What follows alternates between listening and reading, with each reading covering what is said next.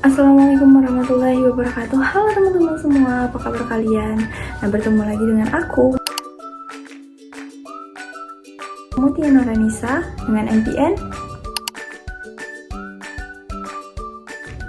Nah, pada video kali ini kita akan membahas mengenai manajemen pendidikan dasar, menengah, dan atas.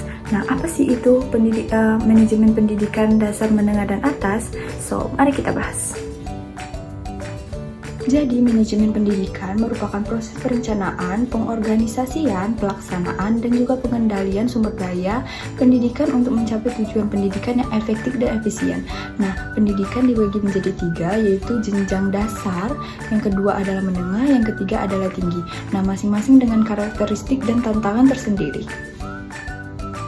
Jadi, yang pertama yang akan kita bahas adalah tentang manajemen pendidikan dasar.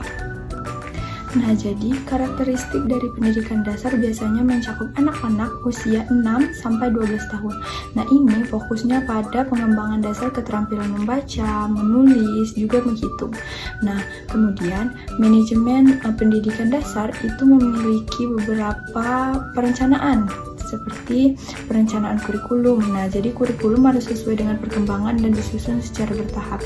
Kemudian yang kedua adalah pengelolaan sumber daya. Nah, termasuk guru, fasilitas, dan materi pembelajaran yang menarik dan sesuai.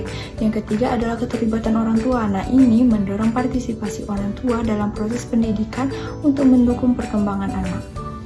Nah, jadi yang kedua yang akan kita bahas itu manajemen pendidikan menengah. So, apa sih itu manajemen pendidikan menengah? Mari kita bahas. Jadi karakteristik dari pendidikan menengah itu mencakup usia dari 12 tahun sampai 18 tahun. Nah, siswa ini mulai mempelajari mata pelajaran yang lebih spesifik dan memilih jalur akademis atau vokasi. Nah, manajemen pendidikan menengah ini meliputi beberapa hal, yaitu yang pertama itu pengembangan keterampilan yang itu mengutamakan keterampilan hidup dan keahlian sesuai dengan minat siswa. Nah, yang kedua itu evaluasi dan penilaian. Nah, sistem ini sistem penilaian yang beragam untuk mengukur pencapaian siswa secara komprehensif. Nah, yang ketiga itulah bimbingan karir. Nah, ini menyediakan layanan bimbingan untuk membantu siswa merencanakan masa depan mereka. Nah, jadi manajemen pendidikan yang terakhir yang akan kita bahas adalah manajemen pendidikan atas. Nah, jadi mari kita simak video ini. Nah, jadi manajemen pendidikan tinggi itu memiliki karakteristik seperti pendidikan berfokus pada pengembangan pengetahuan lanjutan dan penelitian. Nah, siswa ini berusia biasanya 18 tahun ke bawah atau 18 tahun ke atas lah, pada usia remaja rentannya ya.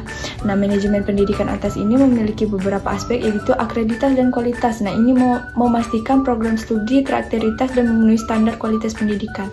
Nah, kemudian penelitian dan inovasi. Nah, itu mendorong kegiatan penelitian yang relevan dengan kebutuhan masyarakat. Kemudian hubungan dan industri. Nah, ini membangun kemitraan dengan dunia usaha untuk menyediakan peluang kerja dan pengalaman praktis bagi siswa.